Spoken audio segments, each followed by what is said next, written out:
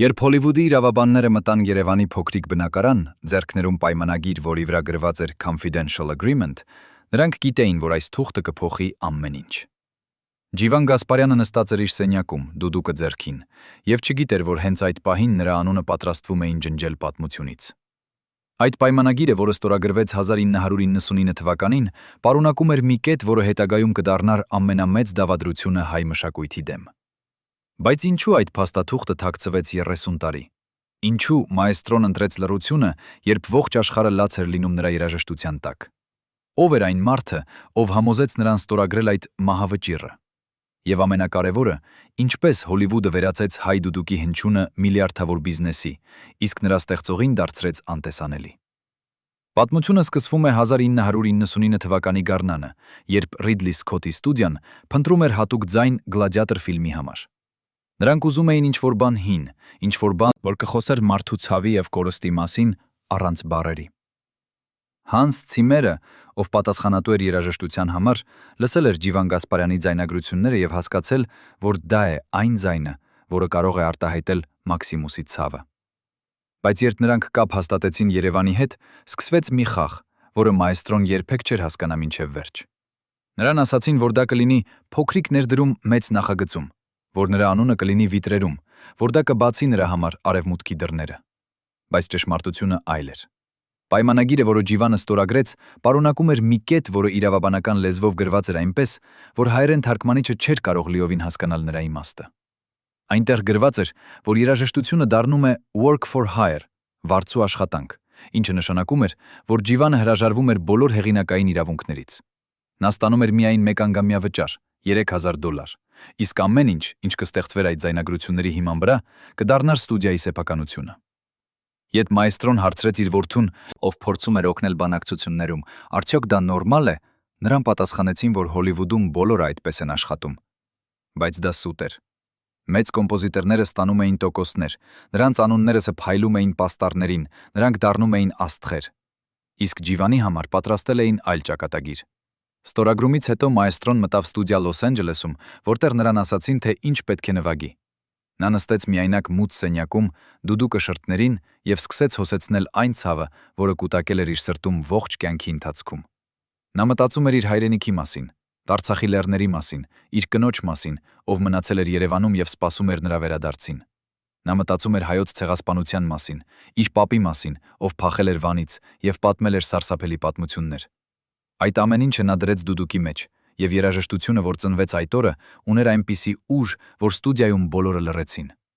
Հանս Ցիմերը, ով կանգնած էր ապակու հատակից, զգաց, որ նրա մազերը կանգնում են։ Նա հասկացավ, որ հենց նորականատես եղավ ինչ-որ սրբազանի։ Բայց նա նաև հասկացավ, որ այդ ձայնագրությունը արժե ոչ թե 3000, այլ միլիոններ $։ Երբ Գլադիատորը դուրս եկավ 1999 թվականին, ողջ աշխարհը խելագարվեց։ Ֆիլմը վաստակեց $500 միլիոն, դարձավ լեգենդ, իսկ երաժշտությունը դրա սիրտը։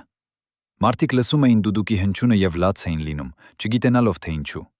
Նրանք զգում էին ինչ-որ հին ցավ, ինչ-որ կորուստ, որը խոսում էր նրանց հոգու հետ։ Բայց երբ նրանք նայում էին տիտրերին, Ջիվան Գասպարյանի անունը չկար։ Այնտեղ գրված էր միայն Հանս Ցիմեր երաժշտություն, Լիզա Ջերարդ վոկալ եւ փոքրիկ տողում, որը շատերը նույնիսկ չէին նկատում, լրացուցիչ երաժիշտներ։ Ջիվանի անունը թաղված էր այնտեղ, որտեղ թաղում են անանուն մարդկանց, ովքեր նվագում են ֆոնային երաժշտություն։ Իսկ իրականում հենց նրա դուդուկն էր, որը դարձել էր ֆիլմի հոգին։ Հայաստանում, երբ ֆիլմը ցուցադրվեց, մարդիկ սկսեցին խոսել։ Նրանք ճանաչեցին ձայնը, նրանք գիտեին, որ դա Ջիվանն է, բայց ինչու նրա անունը չկա։ Լրագրողները սկսեցին հարցնել, եւ մաեստրոն, ով երբեք չէր սիրում խոսել իր մասին, տվեց մի հարցազրույց, որտեղ ասաց. Ես նվագեցի, ինչ զգացի, մնացածը Աստծո գործն է։ Բայց նրա աչքերում կար ինչ-որ բան, որը մարդիկ չէին կարող կարդալ։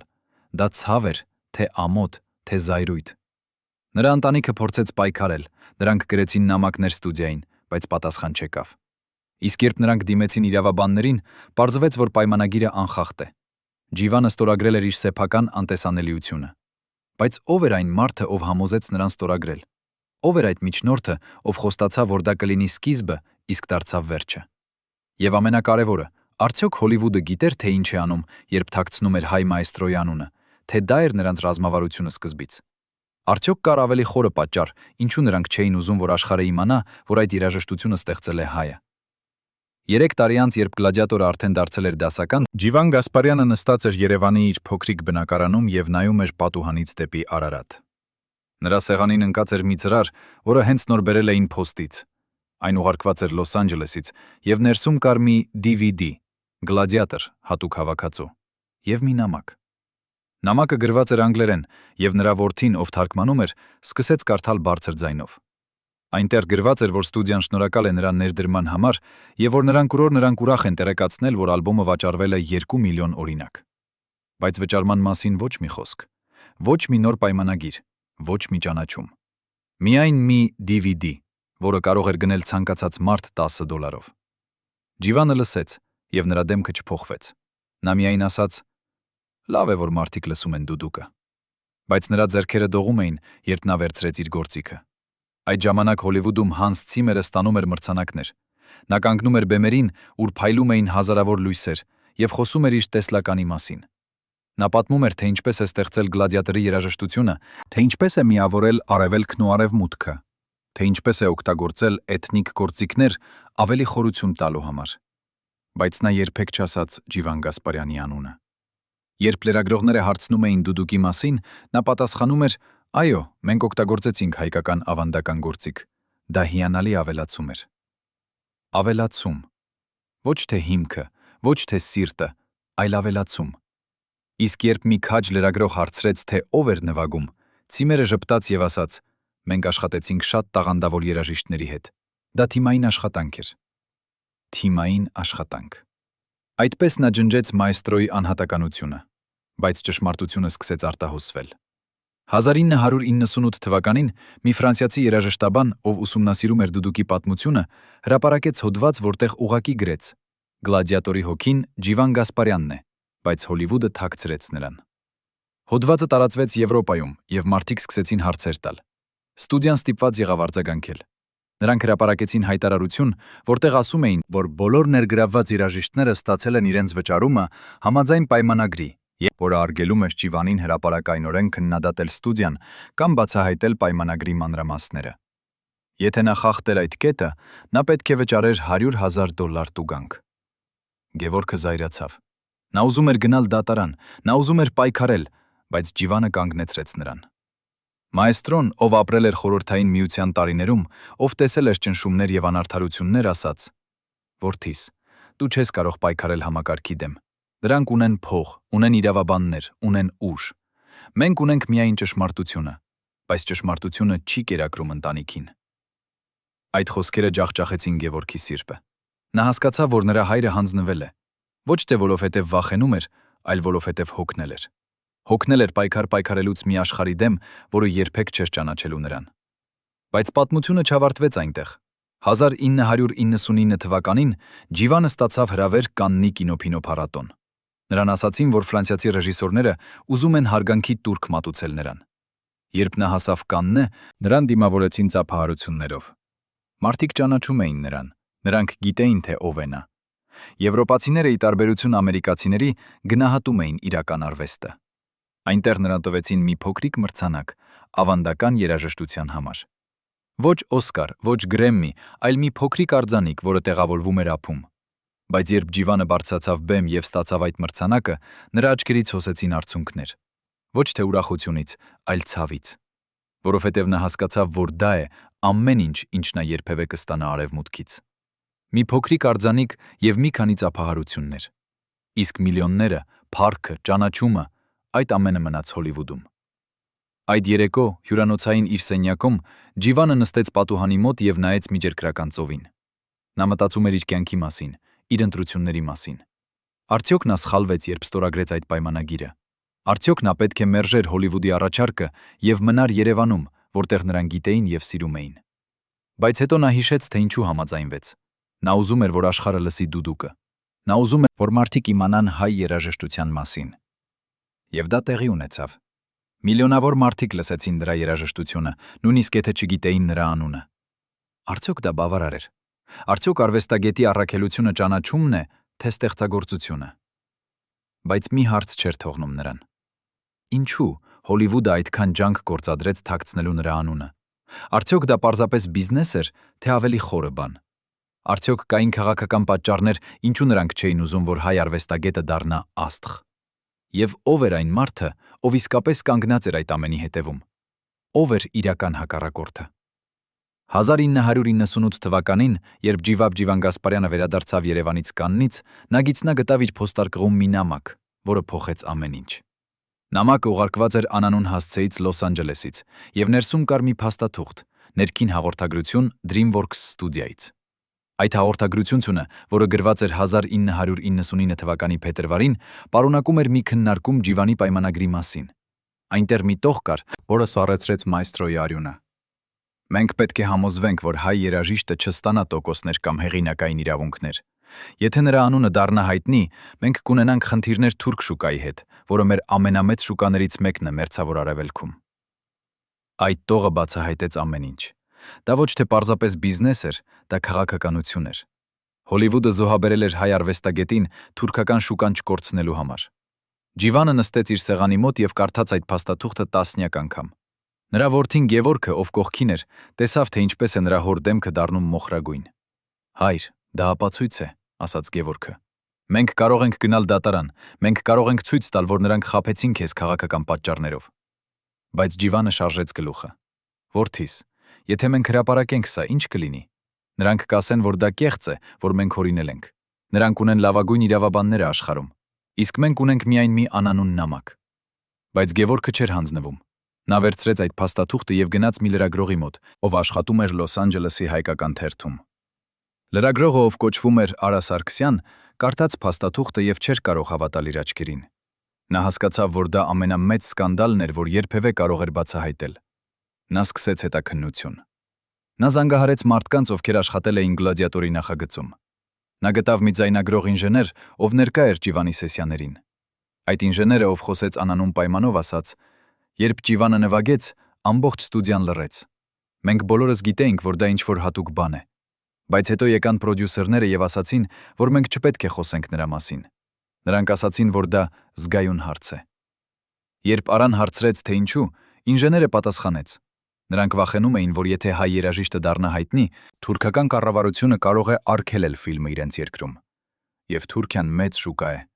Այնպես որ նրանք որոշեցին զոհաբերել Ջիվանին։ Արա Սարգսյանը հրապարակեց իր հոդվածը 1999 թվականի հունիսին։ Հոդվածը կոչվում էր «Ինչպես Հոլիվուդը զոհաբերեց հայ մայստրոին թուրքական շուկայի համար»։ Այն տարածվեց հայկական համայնքում ինչպես հրդեհ։ Մարդիկ զայրացան։ Նրանք սկսեցին բողոքի ակցիաներ Լոս Անջելեսում, Փարիզում, Երևանում։ Նրանք պահանջում էին, որ DreamWorks-ը պաշտոնապես ներողություն խնդրի եւ ճանաչի Ջիվանի ներդրումը։ Բայց ստուդիան լռեց։ Նրանք չտվեցին ոչ մի պաշտոնական պատասխան։ Միայն մի փոքրիկ հայտարարություն, որտեղ ասում էին. մենք հերքում ենք ցանկացած մեղադրանք, որ մեր որոշումները հիմնված էին քաղաքական նկատառումների վրա։ Մենք հարգում ենք բոլոր մեր գործընկերներին։ Բայց նրանք չբացատրեցին ներքին հաղորդագրությունը եւ նրանք չփոխեցին տիտրերը։ Ջիվան Գասպարյանը դիտեց այդ ամենը հեռվից։ Նա տեսավ, թե ինչպես են մարդիկ պայքարում նրա անվան համար, բայց նա չմիացավ նրանց։ Նա տվեց միայն մի հարցազրույց, որտեղ ասաց. ես երաժիշտ եմ, ոչ թե քաղաքական գործիչ։ Ես նվագեցի դուդուկով, որովհետև սիրում եմ իմ գործիքը եւ իմ ժողովրդին։ Եթե Հոլիվուդը չուզում է ճանաչել ինձ, դա նրանց խնդիրն է, ոչ թե իմը։ Ես արդեն ստացել եմ իմ մրցանակը, երբ մարդիկ լսում են դուդուկը եւ լաց են լինում։ Դա ավելին է, քան ցանկացած Օսկար։ Այդ խոսքերը ցույց տվեցին մայստրոյի մեծությունը, բայց նաեւ նրա հոգնածությունը։ Նա այլևս չուներ ուժ պայքարելու, բայց պատմությունը ուներ դեռ մի շրջադարձ։ 1999 թվականի աշնանը Ջիվանը ստացավ զանգ Լոնդոնից։ Զանգահարողը ներկայացավ որպես Փիթեր Գաբրիել, հայտնի բրիտանացի երաժիշտ եւ մարդասիրական գործիչ։ Գաբրիելը ասաց, որ նա լսել է Ջիվանի պատմության մասին եւ ուզում է օգնել։ Նա առաջարկեց Ջիվանին ստորագրել նոր պայմանագիր իր ռեկորդային ընկերության հետ, Real World Records, որտեղ Ջիվանը կունենար լիակատար հեղինակային իրավունքներ եւ արդար վճարում։ Ջիվանը չէր կարող հավատալ։ Վերջապես մեկը, ով հասկանում էր արվեստագետի արժեքը։ Նա համաձայնվեց եւ 1998 թվականին նրա առաջին սոլո ալբոմը I Will Not Be Sad in This World դուրս եկավ Փիթեր Գաբրիելի պիտակով։ Ալբոմը դարձավ հիթ Եվրոպայում եւ վերջապես Ջիվան Գասպարյանի անունը սկսեց փայլել։ Բայց Հոլիվուդը դեռ լռում էր։ Գլադիատորի տիտրերը երբեք չփոխվեցին։ Ջիվանի անունը մնաց թաղված փոքրիկ տողում, որտեղ ոչ ոք չէր նկատում։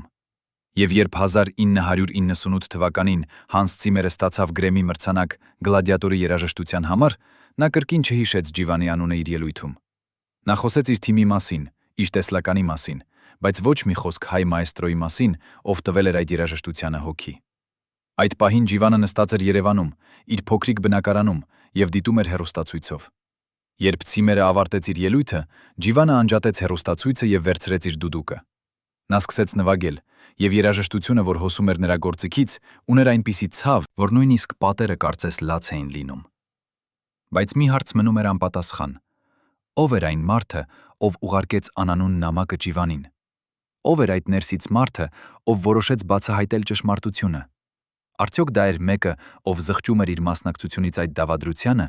թե մեկը, ով ուզում էր վրեժ լուծել ստուդիայից։ Եվ ամենակարևորը, քանի այլ արվեստագետներ են եղել, ովքեր նույնպես զոհաբերվել են Հոլիվուդի քաղաքական խաղերում, բայց նրանց պատմությունները երբեք չեն պատմվել։ Քանի անուններ են թաղված տիտրերի խորքերում, սպասելով, որ մեկը բացահայտի նրանց ճշմարտությունը։ Երևանի Կոմիտասի անվան կոնսերվատորիայի արխիվում, որտեղ փոշին կուտակվել էր տասնամյակներ շարունակ, պահվում էր մի հին տուփ, լի ձայնագրությունների ժապավենների հետ, որոնց վրա գրված էր միայն Գասպարյան, անօգտագործելի նյութ։ 1998 թվականի աշնանը մի երիտասարդ երաժշտաբան, ով գրում էր իր դիսերտացիան դուդուկի մասին, պատահաբար բացեց այդ տուփը եւ գտավ ինչ-որ բան, որը սառեցրեց նրա շունչը։ Այնտեղ կային տասնյակ ժապավեններ Ջիվանի սեսիաներից Լոս Անջելեսից, որոնք երբեք չէին օգտագործվել Գլադիատորում։ Բայց ամենաշոկայինը այն էր, որ յուրաքանչյուր ժապավենի վրա կար փոքրիկ պիտակ, մերժված, չափազանց էմոցիոնալ, մերժված, չափազանց հայկական, մերժված, չափազանց քաղաքական։ Ստուդիան ոչ միայն թաքցրել էր Ջիվանի անունը, այլև ցենզուրայի էր ենթարկել նրա արվեստը։ Նրանք ընտրել էին միայն այն հատվածները, որոնք հնչում էին անվտտանք, որոնք չէին խոսում չափազանց բարձր ձայնով հայ ցավի մասին։ Իսկ մնացածը, ամենահզորը, ամենաճշմարիտը, թաղել էին արխիվներում, հույս ունենալով, որ ոչ ոք երբեք չի գտնի։ Երաժշտաբանը, ով կոչվում էր Անահիտ Մանուկյան, վերցրեց մի ժապավեն եւ լսեց։ Այնինչ նա լսեց, փոխեց նրա ողջ ըմբռնումը Գլադիատորի երաժշտության մասին։ Ժապավենի վրա Ջիվանը նվագում էր մի մեղեդի, որը այնքան հզոր էր, որ Անահիտը զգաց, թե ինչպես են արցունքները հոսում նրա դեմքով։ Դա երաժշտություն չէր, դա աղերս էր, դա կանչ էր, դա հազարամյա ժողովրդի ճիչն էր, որը պայքարում էր գոյատևելու համար։ Բայց այդ մեղեդին երբեք չհասավ Գլադիատորի վերջնական տարբերակին։ Փոխարենը ստուդիան օգտագործեց ավելի չեզոք հատվածները, որոնք կարող էին վաճառվել ցանկացած շուկայում, առանց քաղաքական ռիսկի։ Անահիտը հասկացավ, որ Հոլիվուդը ոչ միայն գողացել էր Ջիվանի փառքը, այլև ջրել էր նրա արվեստը, վերածել էր այն ապրանքի, որը կարող էր վաճառվել առանց անհարմարության։ Անահիտը որոշեց գործել։ Նա պատճենեց բոլոր ժապավենները եւ տարավ Ջիվանի տուն։ Երբ մաեստրոն լսեց այդ ձայնագրությունները, նա նստեց լուռ երկար ժամեր։ Նրա դեմքը չէր արտահայտում զայրույթ կամ ցավ, միայն խորը հոգնածություն։ Վերջապես նա ասաց. «Աղջիկ, ես գիտեի, որ նրանք չեն օգտագործի այդ հատվածները։ Երբ ես նվագում էի, նրանք նայում էին միմյանց եւ շարժում գլուխները։ Մի պրոդյուսեր ինձ ասաց. «Պարոն Գասպարյան, դուք նվագում եք շատ լավ, բայց մենք պետք է մտածենք գլոբալ լսարանի մասին։ Ձեր երաժշտությունը չափազանց, ինչպես ասեմ, տեղական է»։ Տեղական։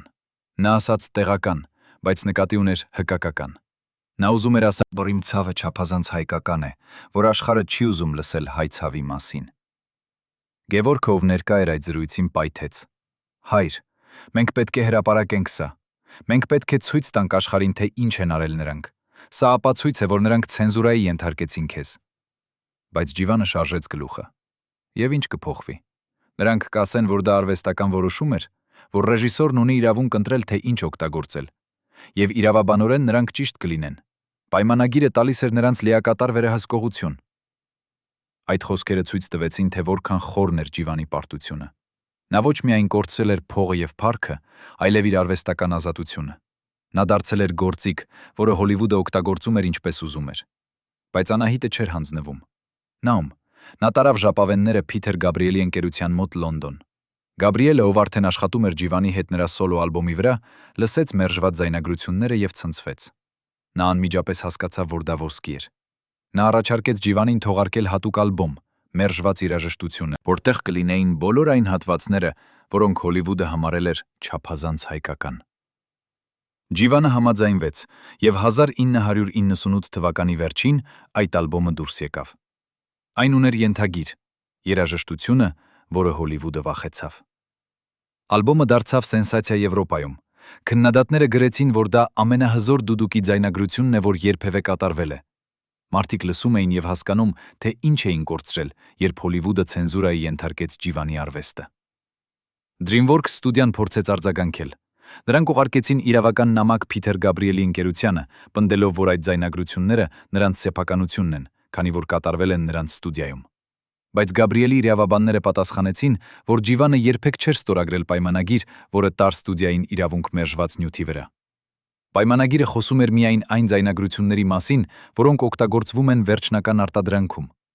Քանի որ այդ հատվածները երբեք չօգտագործվեցին Գլադիատորում, դրանք մնացին Ջիվանի սեփականությունը։ Դա իրավական հաղթանակ էր, բայց ավելի կարևորը բարոյական հաղթանակ։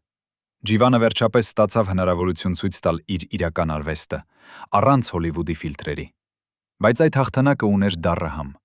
որովհետև աշխարհը արդեն ճանաչում էր Գլադիատորի երաժշտությունը որպես Հանս Ցիմերի ստեղծագործություն։ Երբ մարդիկ լսում էին դուդուկի հնչյունը, նրանք մտածում էին Ցիմերի մասին, ոչ թե Ջիվանի։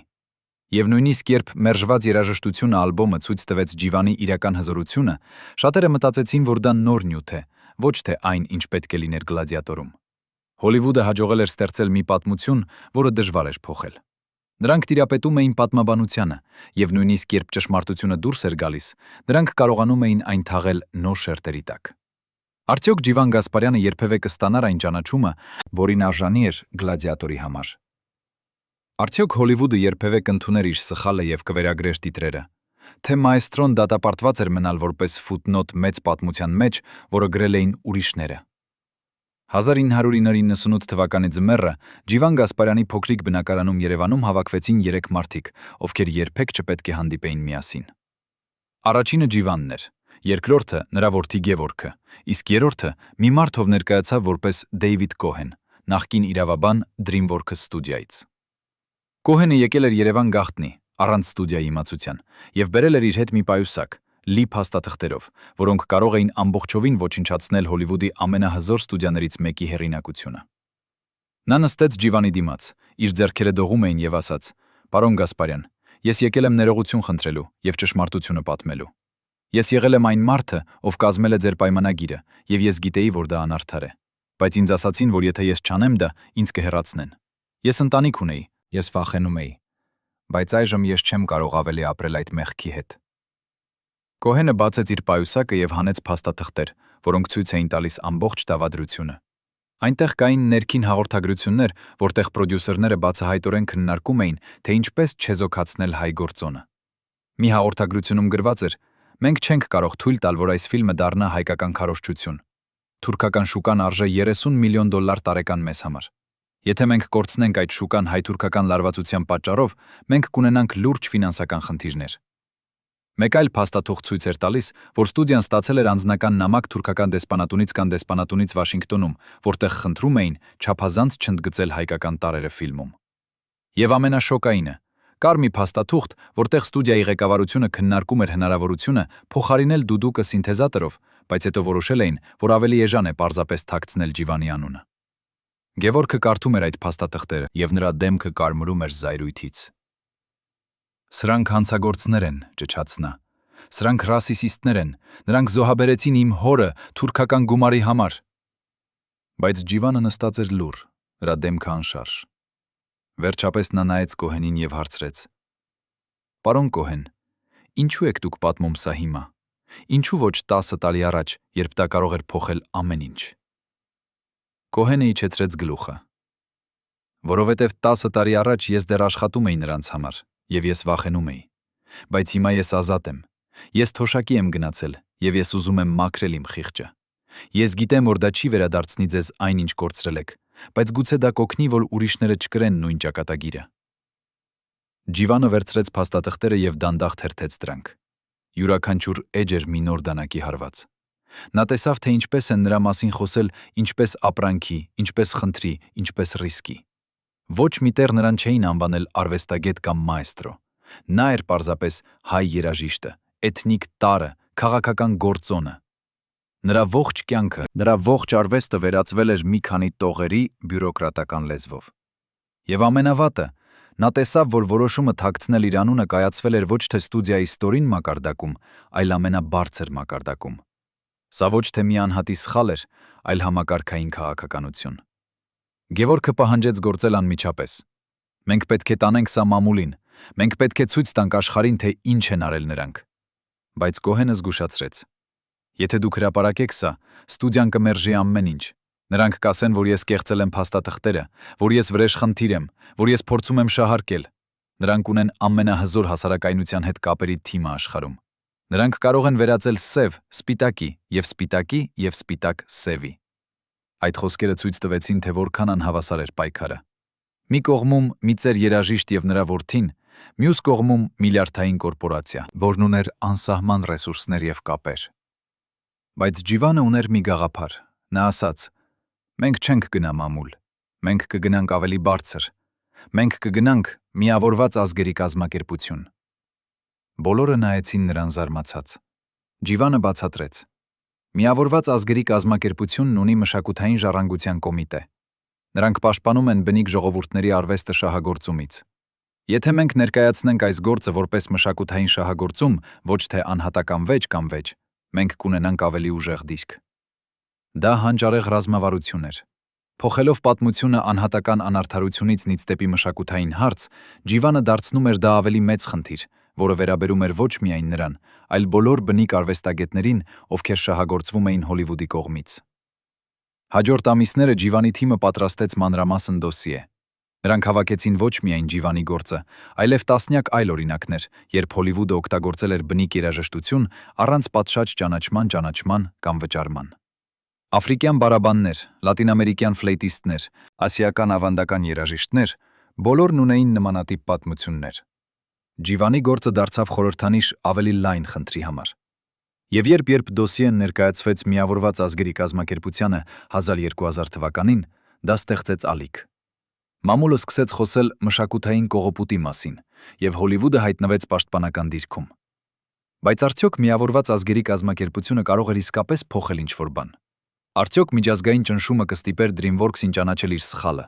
Թե Հոլիվուդը շատ հզոր էր նույնիսկ Միավորված ազգերի կազմակերպության համար։ Եվ ամենակարևորը, քանի ժամանակ էր մնացել Ջիվանին տեսնելու արդարությունը, երբ նա արդեն էր 70 տարեկան եւ նրա առողջությունը սկսում էր թուլանալ։ 1201 թվականի գարնանը Ժնևում Միավորված ազգերի կազմակերպության մարդու իրավունքների խորհրդի շենքում տեղի ունեցավ լսում, որը պետք է փոխեր ամեն ինչ։ Ջիվան Գասպարյանը նստած էր փոքրիկ սենյակում, որտեղ հավաքվել էին պատվիրակներ 40 երկրներից։ Նրա կողքին էին նրա որդին, Դեյվիդ Կոհենը եւ մի թիմ իրավաբաններ, ովքեր աշխատում էին pro bono անվճար, որովհետեւ հավատում էին այս գործին։ Դիմացի կողմում նստած էին DreamWorks-ի ներկայացուցիչները, 5 իրավաբան թանկարժեք կոստյումներով, ովքեր ստացում էին $1000 ժամում։ Նրանք եկել էին ոչ թե ներողություն խնդրելու, այլ պաշտպանվելու։ Եվ նրանց առաջին ռազմավարությունը պարզ էր՝ հարձակվել Կոհենի վստահելիության վրա։ DreamWorks-ի գլխավոր իրավաբանը, ով կոչվում էր Ռիչարդ Սթերն, կանգնեց եւ սկսեց իր ելույթը։ Նա ասաց. «Պարոնեք պատվիրակներ, մենք այստեղ ենք, որովհետեւ մի նախկին աշխատակից, ով հեռացվել է անբարեխիղճ վարքագծի համար, փորձում է վնասել մեր ընկերության հեղինակությունը կեղծ փաստաթղթերով»։ Նա ցույց տվեց փաստաթղթեր, որոնք ենթադրաբար ապացուցում էին, որ Կոհենը հեռացվել է գողության համար, ոչ թե հեռացել է կամավոր։ Նա ներկայացրեց փորձագետների եզրակացություններ, որոնք պնդում էին, որ Կոհենի բերած փաստաթղթերը կարող են լինել կեղծված։ Դա հզոր հարձակում էր, եւ սենյակում մարդիկ սկսեցին շշնջալ։ Արդյոք Կոհենը իսկապես վստահելի էր։ Արդյոք ողջ գործը հիմնված էր մի դավաճանի խոսքերի վրա։ Բայց հետո Ջիվանի իրավաբանը, մի երիտասարդ կին անունով Սարա Մարտիրոսյան, ով ծնվել էր Լոս Անջելեսում հայ ընտանիքում, կանգնեց եւ փոխեց խաղը։ Նա ասաց. «Պարոնայք պատվիրակներ, DreamWorks-ը ուզում է, որ դուք կենտրոնանաք մի մարդու վրա, պարոն Կոհենի։ Բայց այս գործը ոչ թե պարոն Կոհենի մասին է։ Սա հազարավոր բնիկ արվեստագետների մասին է, ովքեր շահագործվել են տասնամյակներ շարունակ։ Եվ մենք ունենք ապացույցներ, որոնք գալիս են ոչ թե պարոն Կոհենից, այլ անկախ աղբյուրներից»։ Նա ներկայացրեց ձայնագրություններ Անահիտ Մանուկյանի արխիվներից, որտեղ հստակ լսվում էր, թե ինչպես են ստուդիայի աշխատակիցները քննարկում հայ խնդիրը։ Նա ցույց տվեց բանկային փոխանցումներ, որոնք ապացուցում էին, որ Ջիվանը ստացել է միայն $3000, մինչդեռ Գլադիատորի երաժշտությունը վաստակել է ավելի քան $50 միլիոն։ Եվ ամենակարևորը, նա ներկայացրեց փորձագետների վերլուծություն, որը ցույց էր տալիս, որ Գլադիատորի ամենահայտնի թեման, այն, որը բոլորը ճանաչում են, հիմնված է ուղղակիորեն Ջիվանի դուդուկի մեղեդիի վրա։ Սենյակում լռություն տիրեց։ Պատվիրակները նայում էին փաստաթղթերին, եւ նրանց դեմքերը փոխվում էին։ Մի պատվիրակ Նիգերիայից կանգնեց եւ ասաց.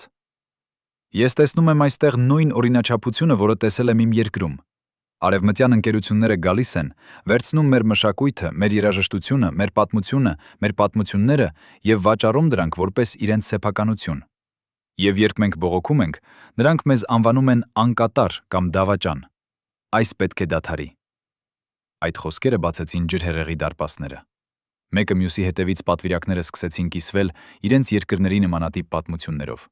Բրազիլիայից, Ինդոնեզիայից, Մոնղոլիայից ամենուրից եկան պատմություններ, թե ինչպես են Հոլիվուդը եւ այլ արևմտյան ընկերություններ շահագործել բնիկ արվեստագետներին։ DreamWorks-ի իրավաբանները փորձեցին պաշտպանվել։ Սթերնը ասաց. «Մենք չենք ժխտում, որ պարոն Գասպարյանը տաղանդավոր երաժիշտ է, բայց նա ստորագրեց պայմանագիր, որը նա հասկացավ եւ ընդունեց։ Մենք չենք կարող պատասխանատվություն կրել, եթե նա չկարդաց ուշադիր պայմանները»։ Բայց Սարա Մարտիրոսյանը պատասխանեց անմիջապես. «Պարոն Սթերն, պայմանագիրը գրված էր իրավաբանական անգլերենով, որը նույնիսկ բնիկ անգլախոսները դժվարությամբ են հասկանում։ Պարոն Գասպարյանը խոսում էր հայերեն եւ ռուսերեն։ Թարգմանիչը, որին տրամադրեց ձեր ընկերությունը, չէր բացատրել work for hire տերմինի իրական իմաստը։ Սա ոչ թե պայմանագիր էր, այլ խաբեություն»։ Լսումը տևեց 3 օր։ Յուրաքանչյուր օր բերում էր նոր բացահայտումներ, նոր ապացույցներ։ Երրորդ օրը Միավորված ազգերի կազմակերպության հատուկ զեկուցողը մշակութային իրավունքների հարցերով, մի պրոֆեսոր Կենիայից անունով Վանգարի Մաթայ, կանգնեց եւ ասաց. «Ես լսել եմ բավականը։ Այս գործը ցույց է տալիս համակարգային խնդիր, որը պահանջում է համակարգային լուծում։ Ես առաջարկում եմ, որ Միավորված ազգերի կազմակերպությունը ստեղծի նոր արձանագրություն բնիկ արվեստագետների իրավունքների պաշտպանության մասին, որը կպահանջի, որ բոլոր միջազգային ընկերությունները տրամադրեն արդար վճարում եւ ճանաչում բնիկ մշակույթից վերցրած ցանկացած տարի համար»։ Այդ առաջարկը ստացավ ծափահարություններ, եւ պատվիրակները սկսեցին քննարկել մանրամասները, բայց DreamWorks-ը չէր հանձնվում։ Նրանց վերջին զենքը անձնական հարձակումն էր։ Սթերնը կանգնեց եւ ասաց. «Պարոնայք պատվիրակներ, մենք հարգում ենք ձեր մտահոգությունները, բայց եկեք լինենք ազնիվ։ Պարոն Գասպարյանը չէր լինի այստեղ, եթե մենք չէինք տվել նրան հնարավորություն։ Նա էր անհայտ երաժիշտ փոքրիկ երկրից, եւ մենք բացեցինք նրա համար աշխարհի դռները։ Առանց Գլադիատորի ով կիմանար նրա մասին»։ Այդ խոսքերը էին վերջին կաթիլը։ Ջիվանը, ով նստած էր լուռ ողջ լսումների ընթացքում, կանգնեց։ Նրա ձեռքերը դողում էին, բայց նրա ձայնը հստակ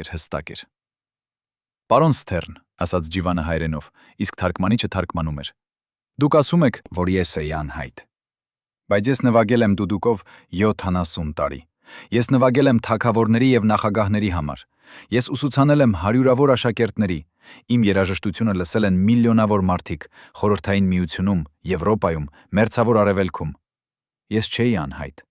Ես էի անտեսանելի ձեզ համար, որովհետև դուք չէիք ուզում տեսնել ինձ։ Դուք ուզում էիք միայն իմ ձայնը, ոչ թե իմ անունը։ Դուք ուզում էիք իմ հոգին, ոչ թե իմ ճանաչումը։ Եվ երբ ես տվեցի ձեզ իմ արվեստը, դուք վերցրեցիք այն եւ թաղեցիք իմ անունը։ Բայց իմ անունը ոչ թե ինձ է պատկանում, այն պատկանում է իմ ժողովրդին, իմ մշակույթին, իմ նախնիներին, ովքեր փոխանցեցին ինձ այս գործիքը։ Եվ երբ դուք թաղեցիք իմ անունը, դուք թաղեցիք նրանց բոլորին»։ Սենյակում լռություն էր։ Շատերի աչքերում արցունքներ կային։ Վանգարի Մաթային ասաց. «Շնորհակալություն, պարոն Գասպարյան։ Ձեր խոսքերը հիշեցրին մեզ, թե ինչու ենք մենք այստեղ»։ Եվ հետո նա դիմեց DreamWorks-ի ներկայացուցիչներին. «Պարոնայք, ձեզ տրվում է 30 օր հասնելու համաձայնության պարոն Գասպարյանի հետ։ Եթե դուք չանեք դա, Միավորված ազգերի կազմակերպությունը կհրապարակի պաշտոնական զեկույց, որը կդատապարտի ձեր ընկերությունը մշակութային շահագործման համար։ Եվ մենք կառաջարկենք բոլոր անդամ երկրներին սահմանափակել ձեր գործունեությունը իրենց տարածքներում, մինչև դուք ցույց չտաք, որ հարգում եք բնիկ արվեստագետների իրավունքները»։ Դա էր պահը, երբ Հոլիվուդը հասկացավ, որ պարտվել է։ Արդյոք DreamWorks-ը կհամաձայներ բանակցել։ Արդյոք Ջիվանը վերջապես կստանար այն ճանաչումը, որին արժանի էր։ Եվ ամենակարևորը, արդյոք այս հաղթանակը կփոխեր ինչ-որ բան ավելի լայն համակարգում, թե դա կմնար միայն մի բացառություն, մի փոքրիկ հաղթանակ անարդար աշխարհում։ Երևանի հին քաղաքի նեղ փողոցներից մեկում, որտեղ ժամանակը կարծես կանգ էր առել, գտնվում էր փոքրիկ խանութ, լի հնաոճ ձայնասկավառակներով եւ փոշոտ արխիվներով։ Խանութի տերը 80-ամյա Վահագն Աբգարյանը պահպանում էր մի հավաքածու, որի մասին գիտեին միայն նվիրյալները։ 2002 թվականի աշնանը, երբ Ժնևի լսումներից հետո ամբողջ աշխարհը խոսում էր Ջիվան Գասպարյանի մասին, Վահագնը ստացավ զանգ մի անծանոթ ամերիկացուց, ով ներկայացավ որպես Մայքլ Ռոզենբերգ, անկախ լրագրող Նյու Յորքից։ Ռոզենբերգը ասաց, որ նա հետաքննում է Հոլիվուդի մշակութային շահագործման պատմությունը եւ լսել է, որ Վահագնը ունի ինչ-որ բան, որը կարող է ամեն ինչ փոխել։ Վահագնը լռեց երկար, հետո ասաց. «Եկեք իմ խանութ վաղը առավոտյան ժամը 6-ին, երբ փողոցները դեռ դատարկ են։ Այնինչ ես ունեմ, չպետք է տեսնեն սխալ աչքերը»։ Հաջորդ առավոտ Ռոզենբերգը եկավ, եւ Վահագնը փակեց խանութի դռները, իջեցրեց վարագույրները։ Նա տարավ լրագրողին հետևի սենյակ, որտեղ պահվում էին հազարավոր ժապավեններ եւ փեններ եւ փաստաթղթեր։ Այնտեղ մի փոշոտ արկղի մեջ Վահագնը հանեց մի հին նոթատետր, կաշվե կազմով, որի էջերը դեղնել էին ժամանակի ընթացքում։ «Սա», ասաց Վահագնը դողացող ձայնով, Ջիվանի անձնական օրագիրն է, որը նա վարում էր 1999 թվականից մինչև 1998 թվականը։ 98 թվականը նա տվեց ինձ այն պահպանության, երբ վախենում էր, որ նրա տունը կարող են խուզարկել։ Նա ասաց. «Եթե ինձ ինչ-որ բան պատահի, աշխարհը պետք է իմանա ճշմարտությունը»։ Ռոզենբերգը բացեց օրագիրը եւ սկսեց կարդալ։ Այն, ինչ նա տեսավ այնտեղ, սառեցրեց նրա արյունը։ Օրագրում Ջիվանը մանրամասն նկարագրել էր ամեն ինչ, սկսած առաջին հանդիպումից Հոլիվուդի ներկայացուցիչների հետ մինչև վերջին օրը, երբ նա հասկացավ, որ խաբվել է։ Բայց ամենաշոկայինը մի գրառումն էր 1999 թվականի մարտի 12-ից։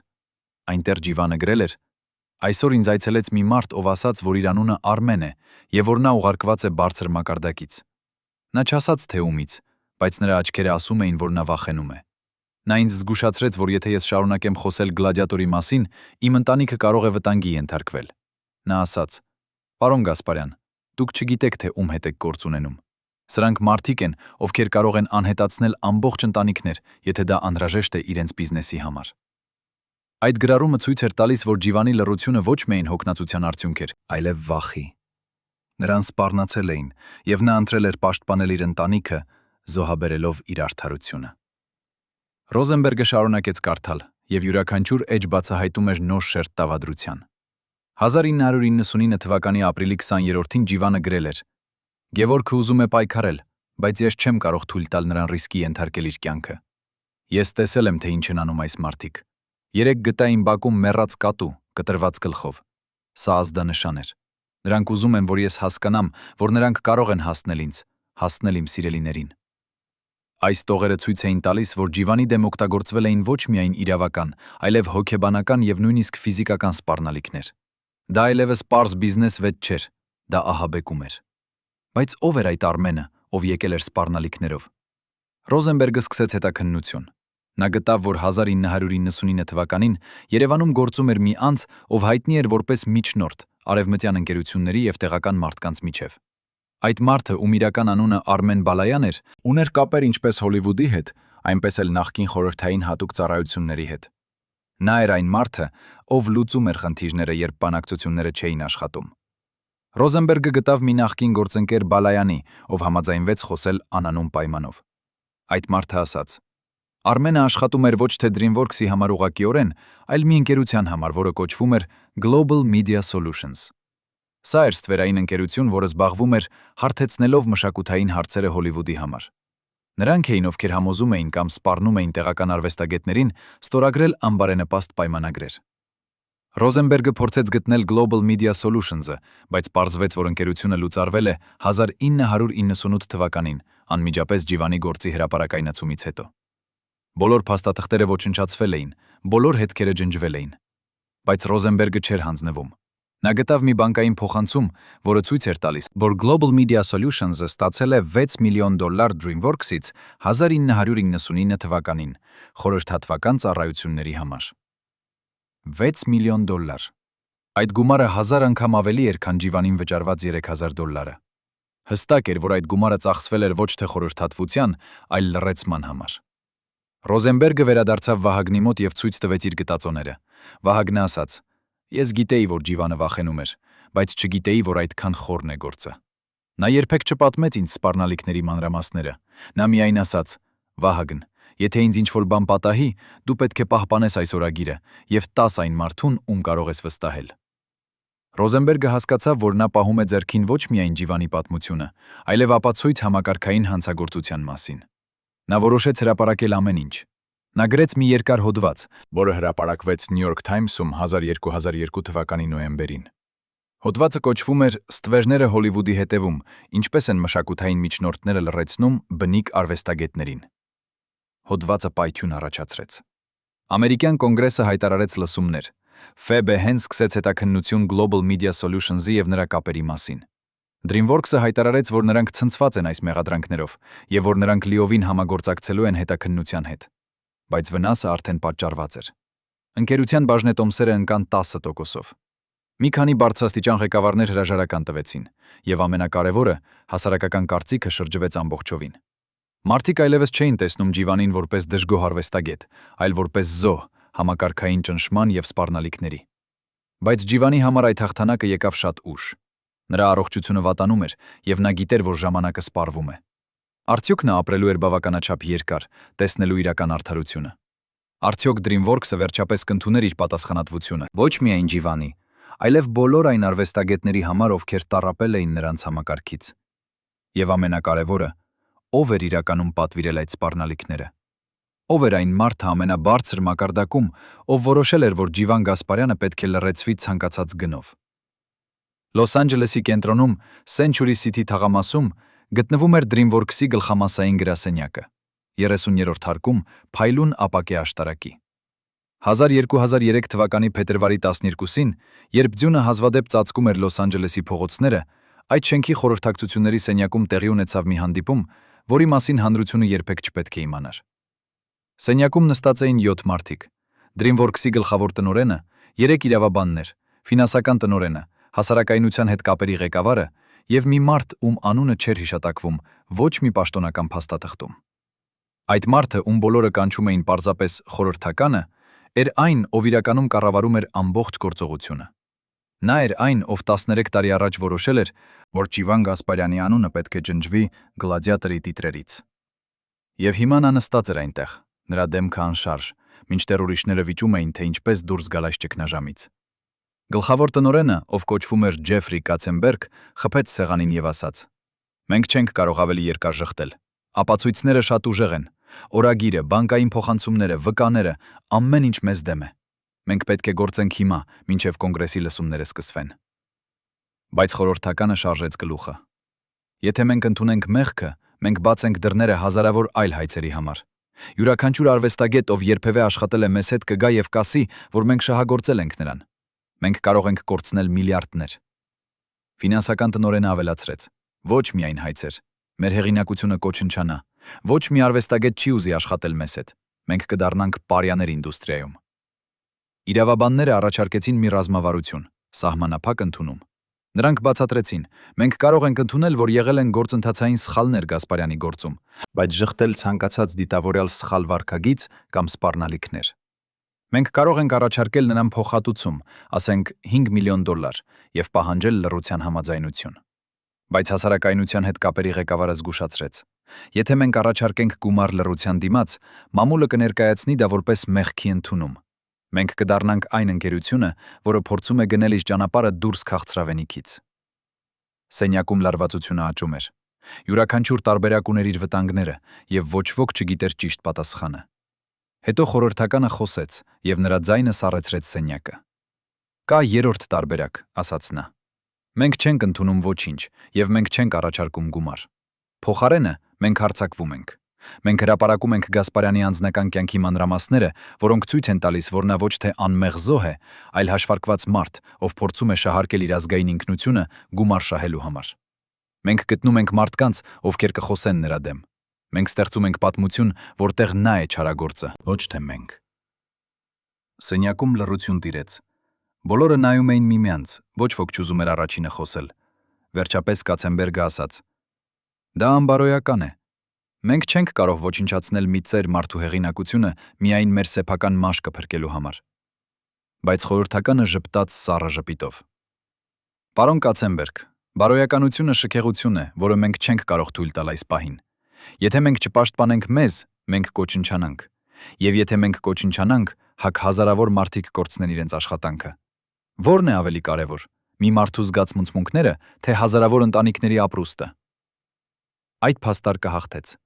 Խորհրդակցությունը որոշեց գործադրել հարձակման ռազմավարությունը։ Հաջորդ շաբաթներին DreamWorks-ի հասարակայնության հետ կապերի թիմը սկսեց արշավ։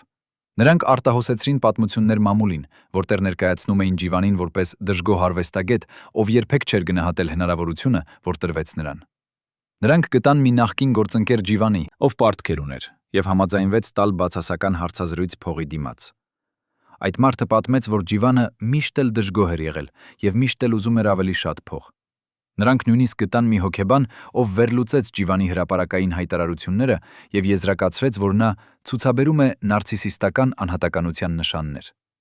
Այս ամենը հրապարակվեց համակարգված ձևով, մի քանի շաբաթվա ընթացքում, ստեղծելով պատկեր, որ Ջիվանը ոչ թե զոհ է, այլ շահարկող։ Բայց այդ ռազմավարությունը ունեցավ անսպասելի հետևանք։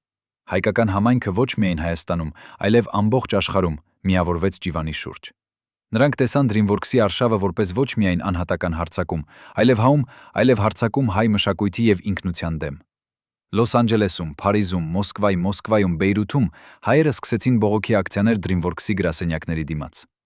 Նրանք կրում էին պաստառներ. «Դուք չեք կարող ջնջել մեր ձայնը, Ջիվանը մեր հպարտությունն է, դադարեցրեք մշակութային ցեղասպանությունը»։ Վերջին կարգախոսը հատկապես ուժեղ էր, որովհետև այն կապում էր Ջիվանի գործը ավելի լայն պատմական ցավի հետ։ Հայերը, ովքեր տարիներ շարունակ պայքարել էին ցեղասպանության ճանաչման համար, տեսնում էին Ջիվանի պատմությունը որպես նոր ձև ջնջման, ոչ ֆիզիկական, այլ մշակութային։ DreamWorks-ը չէր սպասում այդպիսի արձագանքի։ Նրանք մտածել էին, որ կարող են վերահսկել պատմությունը, բայց նրանք թերագնահատել էին հայ դիասպորայի ուժը եւ համախմբվածությունը։ Բողոքները սկսեցին ազդել ընկերության բիզնեսի վրա։ Մի քանի մեծ ցանցեր հայտարարեցին, որ նրանք կվերանայեն իրենց հարաբերությունները DreamWorks-ի հետ, եթե ընկերությունը չլուծի Գասպարյանի գործը արդար կերպով։ Հոլիվուդի մի քանի հայտնի դերասաններ եւ ռեժիսորներ, ներառյալ մի քանի հայ ծագումով աստղեր, հրապարակավ աջակցեցին Ջիվանին։ Ճնշումը դառնում էր անտանելի։ Եվ հետո տեղի ունեցավ ինչ-որ բան, որը փոխեց ամեն ինչ։ 2003 թվականի ապրիլի 19-ը Ջիվան Գասպարյանը տվեց իր վերջին հրապարակային հարցազրույցը։ Նա նստեց Երևանի իր բնակարանում, տեսախցիկի դիմաց, եւ խոսեց ուղղակիորեն աշխարհին։ Նրա ձայնը թույլ էր, բայց նրա խոսքերը ուժեղ էին։ Ես ապրել եմ 75 տարի, ասաց նա։ Ես տեսել եմ պատերազմներ, ես տեսել եմ ցեղասպանություն, ես տեսել եմ իմ ժողովրդի տառապանքները, բայց ես երբեք չեմ տեսել այնպիսի դաժանություն, ինչպիսին տեսնում եմ հիմա։ DreamWorks-ը ոչ միայն գողացել է իմ երաժշտությունը, ոչ միայն թաքցրել է իմ անունը, այլ հիմա փորձում է ոչնչացնել իմ հեղինակությունը, իմ արժանապատվությունը։ Բայց նրանք չեն կարող ոչնչացնել ճշմարտությունը։ Եվ ճունը, եւ ճշմարտությունն այն է, որ իմ դուդուկը խոսեց միլիոնավոր մարդկանց հոգիների հետ, նույնիսկ երբ իմ անունը չէր հիշատակվում։ Դա է իրական հաղթանակը։ Ոչ թե փողը, ոչ թե փառքը, այլ այն, որ արվեստը հասավ մարդկանց սրտերին։ Այդ հարցազրույցը դիտվեց 10 միլիոն անգամ առաջին 24 ժամվա ընթացքում։ Մարդիկ լացում էին, երբ լսում էին Ջիվանի խոսքերը։ Նրանք տեսնում էին ոչ թե դժգոհ արվեստագետ, այլ մի իմաստուն ծեր մարդ, ով պահպանել էր իր արժանապատվությունը ամենադժվար պայմաններում։ Եվ հանկարծ DreamWorks-ի հարձակման ռազմավարությունը շրջվեց նրանց դեմ։ Մամուլը սկսեց գրել, թե ինչպես է մի հսկա կորպորացիա փորձում ճզմել մի ծեր արվեստագետի։ Հասարակական կարծիքը ամբողջովին շրջվեց Ջիվանի օգտին, եւ DreamWorks-ը հասկացավ, որ նրանք պարտվել են։ Բայց արդյոք նրանք վերջապես կընդունեին պարտությունը եւ կտային Ջիվանին այն, ինչ նա արժանի էր, թե նրանք դեռ ունեին մի վերջին քարտ, որը կարող էին խաղալ։ Եվ ով էր այդ խորհրդականը, ով այդքան ուժեղ էր, որ կարող էր պահել իր անանունությունը նույնիսկ այս ամբողջ սկանդալի ընթացքում։ 2003 թվականի մայիսի 30-րդին, երբ Երևանը տոնում էր Հանրապետության օրը, Ջիվան Գասպարյանի տունը ստացավ մի անսպասելի այցելու։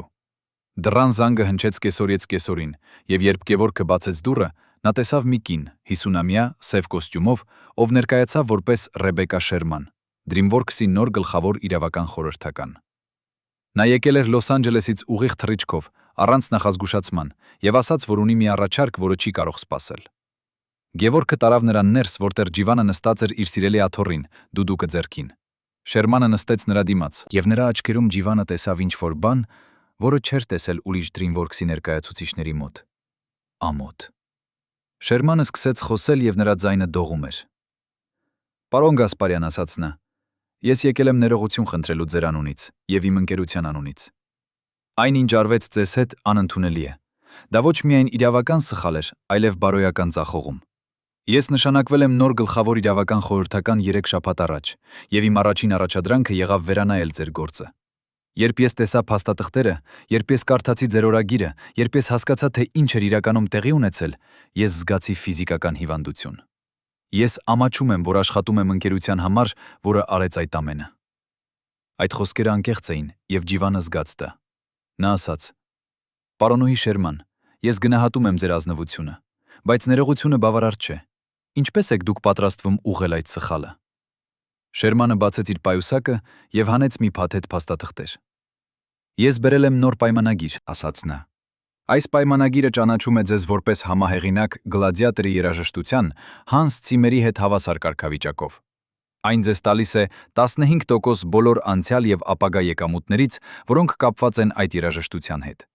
Մեր հաշվարկներով դա նշանակում է մոտավորապես $12 միլիոն անցյալ 13 տարիների համար, գումարած շարունակական տոկոսներ ապագայում։ Բացի այդ, մենք համաձայն ենք վերագրել Գլադիատորի բոլոր ապագա թողարկումները, DVD-ներ, հոսանքային սերվիսներ, հատուկ հավաքածուներ, ձեր անունը տեղադրելով տիտրերում հստակ եւ տեսանելի կերպով։ Եվ վերջապես, մենք համաձայն ենք հրապարակել պաշտոնական ներողություն բոլոր մեր պլատֆորմերում եւ վճարել $100,000 հայկական մշակութային հիմնադրամին ձեր անունից»։ Գևորգը կարդաց պայմանագիրը եւ չէր կարող հավատալ իր աչքերին։ Դա ամեն ինչ էր, ինչի համար նրանք պայքարել էին 13 տարի։ Դա էր արդարությունը, որը նրանք մտածում էին, որ երբեք չեն ստանա։ Նա նայեց իր հորը, սպասելով տեսնել ուրախություն կամ թեկուզ հանգստություն։ Բայց Ջիվանի դեմքը մնաց անշարժ։ Նա նայեց Շերմանին եւ հարցրեց. «Պարոնուհի Շերման, ես գնահատում եմ այս առաջարկը, բայց ասեք ինձ ճշմարտությունը։ Ինչու հիմա։ Ինչու ոչ 10 տարի առաջ, երբ ես առաջին անգամ խնդրեցի արդարություն։ Ինչու ոչ 5 տարի առաջ, երբ ապացույցները արդեն հրապարակային էին։ Ինչու հենց հիմա»։ Շերմանը իջեցրեց գլուխը։ «Որովհետև հիմա մենք չունենք այլ ընտրություն», ասաց նա ազնվորեն։ «Կոնգրեսի լսումները սկսվում են 2 շաբաթից։ ՖԲՀ-ի հետաքննությունը մոտենում է ավարտին, եւ մենք լսել ենք, որ նրանք պատրաստվում են ներկայացնել քրեական մեղադրանքներ մի քանի նախկին ղեկավարների դեմ։ Մեր բաժնետոմսերը կորցրել են 40% իրենց արժեքից։ Մենք կորցնում ենք գործընկերներ, մենք կորցնում ենք տաղանդներ։ Եթե մենք չլուծենք ձեր գործը հիմա, մենք կարող ենք կորցնել ամեն ինչ։ Այնպես որ այո, մենք անում ենք սա, որովհետև ստիպված ենք։ Բայց դա չի նշանակում, որ դա ճիշտ բան չէ անելու համար»։ Ջիվանը լռեց երկար։ Նա նայեց պատուհանից դեպի Արարատ, որը փայլում էր արևի լույսի տակ։ Նա մտածեց իր ողջ կյանքի մասին, իր պայքարի մասին, իր զոհաբերությունների մասին։ Հետո նա նայեց Գևորգին, ով սպասում էր նրա որոշմանը, եւ վերջապես նա խոսեց. «Պարոնուհի Շերման», ասաց նա, «ես ընդունում եմ ձեր առաջարկը։ Ոչ թե որովհետև ես ուզում եմ փողը, ոչ թե որովհետև ես ուզում եմ փառքը։ Ես ընդունում եմ, որովհետև ես ուզում եմ, որ աշխարհը իմանա ճշմարտությունը։ Ես ուզում եմ, որ յուրաքանչյուր երիտասարդ հայ արվեստագետ, ով երազում է աշխատել Հոլիվուդում, իմանա, թե ինչ է տեղի ունեցել ինձ հետ, որպեսզի նա չկրկնի իմ սխալները։ Եվ ես ուզում եմ, որ DreamWorks-ը եւ ամբողջ Հոլիվուդը հասկանան, որ բնիկ արվեստագետները ոչ թե ռեսուրսներ են շահագործելու համար, այլ գործընկերներ հարգելու համար»։ Շերմանը ժպտաց, առաջին անգամ այդ հանդիպման ընթացքում։ «Շնորհակալություն, պարոն Գասպարյան», ասաց նա։ «Ես խոստանում եմ, որ այս պայմանագիրը կլինի սկիզբը, ոչ թե վերջը։ Ես անձամբ կզբաղվեմ, որ DreamWorks-ը փոխի իր քաղաքականությունը բոլոր բնիկ արվեստագետների հետ աշխատելիս։ Մենք կստեղծենք նոր ստանդարտներ, նոր արձանագրություններ, որոնք կպաշտպանեն նրանց իրավունքները։ Եվ մենք կանենք ձեզ խորհրդական այդ գործընթացում, եթե դուք համաձայն եք»։ Ջիվանը ժպտաց։ «Ես ծեր եմ, պարոնուհի Շերման։ Ես չգիտեմ, թե քանի ժամանակ ունեմ, բայց այն ժամանակը, որ ունեմ, ես ուրախությամբ կծախսեմ օգնելու ուրիշներին, որպեսզի նրանք չտառապեն այնպես, ինչպես ես տառապեցի»։ Պայմանագիրը ստորագրվեց այդ օրը։ Լուրը տարածվեց ամբողջ աշխարհում մի քանի ժամվա ընթացքում։ Հայկական համայնքը տոնեց։ Մարդիկ դուրս եկան փողոցներ Երևանում, Լոս Անջելեսում, Փարիզում, ուրախությամբ։ Նրանք երգում էին, պարում էին, նվագում էին դուդուկ։ Դա էր ոչ միայն Ջիվանի հաղթանակը, այլև ամբողջ հայ ժողովրդի հաղթանակը։ Դա էր ապացույց, որ նույնիսկ ամենափոքր ազգը կարող է կանգնել ամենահզոր կորպորացիաների դեմ եւ հաղթել, եթե նա միավորված է եւ վճռական։ Բայց Ջիվանի համար ամենամեծ հաղթանակը եկավ 2 շաբաթ հետո, երբ նա ստացավ նամակ Հանս Ցիմերից։ Ցիմերը գրել էր ձեռքով, անձնական նամակ, որտեղ ասում էր. «Պարոն Գասպարյան, ես պետք է ներողություն խնդրեմ ձեզանից։ Ես գիտեի, որ ձեր ներդրումը գլադիատորում էր ավելին, քան պարզապես լրացուցիչ երաժշտություն։ Ես գիտեի, որ ձեր դուդուկը էր այն, որը տվեց ֆիլմին հոգի։ Բայց ես թույլ տվեցի ստուդիային եւ իմ սեփական էգոին ստվերել ձեր ներդրումը։ Ես ամաչում եմ դրանից, եւ ես ուզում եմ ուղղել այն։ Ես հրավիրում եմ ձեզ Լոնդոն համատեղ համերգի համար, որտեղ մենք կնվագենք միասին, եւ որտեղ ես կպատմեմ աշխարհին ճշմարտությունը ձեր մասին»։ Այդ նամակը ավելի շատ նշանակեց Ջիվանի համար, քան $12 միլիոն, որովհետև դա էր ճանաչումը, որի համար նա իսկապես պայքարել էր, ոչ թե գումարի, այլ հարգանքի եւ ճշմարտության։ Արդյոք Ջիվանը կապրեր բավականաչափ երկար տեսնելու այդ համերգը։ Արդյոք նրա առողջությունը կթույլ տար նրան ճանապարհորդել Լոնդոն եւ կանգնել բեմում Ցիմերի կողքին։ Եվ ամենակարևորը,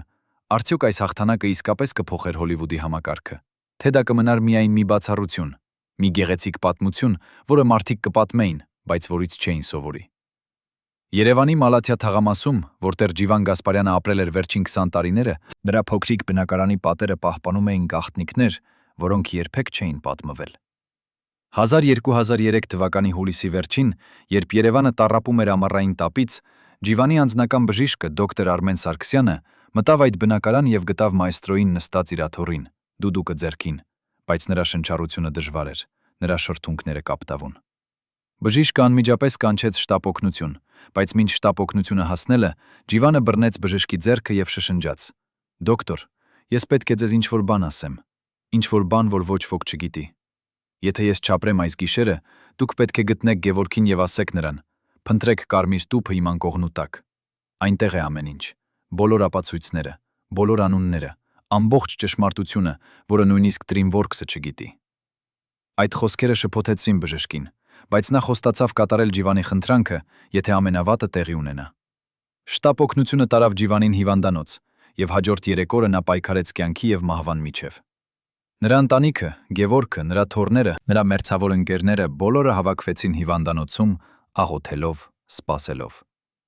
Բայց 4-րդ օրը Ջիվանը բացեց աչքերը, եւ բժիշկները ասացին, որ նա անցել է ճգնաժամը։ Երբ Գևորգը մտավ սենյակ, Ջիվանը նայեց նրան եւ ասաց. «Որդիս, ես դեռ չեմ պատրաստ գնալ։ Աստված ինձ տվեց եւս մի քիչ ժամանակ, որովհետեւ ես ունեմ վերջին առաքելություն»։ Գևորգը չհասկացավ, թե ինչ է նկատի ունենում նրա հայրը, բայց երբ նրանք վերադարձան տուն մի շաբաթ հետո, դոկտոր Սարգսյանը պատմեց նրան Ջիվանի վերջին խոսքերի մասին։ Գևորգը գնաց իր հոր անկողնի մոտ եւ գտավ կարմիր մետաղյա տուփը, որը թաքնված էր անկողնի տակ, փաթաթված հին գորքի մեջ։ Երբ Գևորգը բացեց տուփը, նա գտավ ինչ-որ բան, որը փոխեց ամեն ինչ, ինչ նա մտածում էր իմանալ իր հոր պատմության մասին։ Այնտեղ կային տասնյակ նամակներ, որոնք ուղարկված էին Ջիվանին 1998 թվականից մինչև 1200 թվականը։ Բոլորը անանուն հասցեներից, բայց բոլորը պարունակում էին նույն տեսակի տեղեկատվությունը։ Ներքին փաստաթղթեր Հոլիվուդի տարբեր ստուդիաներից, որոնք ցույց էին տալիս, որ Ջիվանի գործը ոչ թե մեկուսացված դեպք էր, այլ մաս համակարգային պրակտիկայի, որը տարածվում էր ամբողջ ինդուստրիայում։ Այնտեղ էին փաստաթղթեր Paramount-ից ու Warner Brothers-ից, Universal-ից, բոլորը ցույց էին տալիս նույն օրինաչափությունը։ Բնիկ արվեստագետներին վճարում էին նվազագույն գումարներ, նրանց անունները թաքցնում էին տիտրերից, եւ երբ նրանք բողոքում էին, նրանց սպառնում էին կամ լռեցնում։ Բայց ամենաշոկայինը մի փաստաթուղթ էր, որը ցույց էր տալիս, որ այս ամբողջ համակարգը համակարգվում էր մի կենտրոնական կազմակերպության կողմից, որը կոչվում էր Մշակութային ռեսուրսների կառավարման խումբ։ Մի ստվերային կազմակերպություն, որը գործում էր Հոլիվուդի 5 ամենամեծ ստուդիաների համար։ Գևորգը չէր կարող հավատալ իր աչքերին։ Նա վերցրեց այդ փաստաթղթերը եւ գնաց իր հոր մոտ, ով դեռ հանգստանում էր հիվանդությունից հետո։ «Հայր», ասաց նա, «դու գիտեիր այս ամենի մասին այս ամբողջ ժամանակը։ Դու գիտեիր, որ դա ոչ միայն DreamWorks-ն էր, այլ ամբողջ Հոլիվուդը։ Ջիվանը ժպտաց տխուր ժպիտով։ Այո, որդիս, ես գիտեի։ Այդ նամակները սկսեցին գալ 1998 թվականից, անանուն մարդկանցից, ովքեր աշխատում էին այդ ստուդիաներում եւ ովքեր զղջում էին իրենց մասնակցությունից այս համակարգում։ Նրանք ուղարկում էին ինձ ապացույցներ, հույս ունենալով, որ ես կարող եմ ինչ-որ բան անել։ Բայց ես հասկացա, որ եթե ես հրապարակեմ այս ամենը, ես կպայքարեմ ոչ թե մի ընկերության, այլ ամբողջ ինդուստրիայի դեմ։ Եվ ես վախենում էի, որ նրանք ոչնչացնեն ինձ եւ իմ ընտանիքին։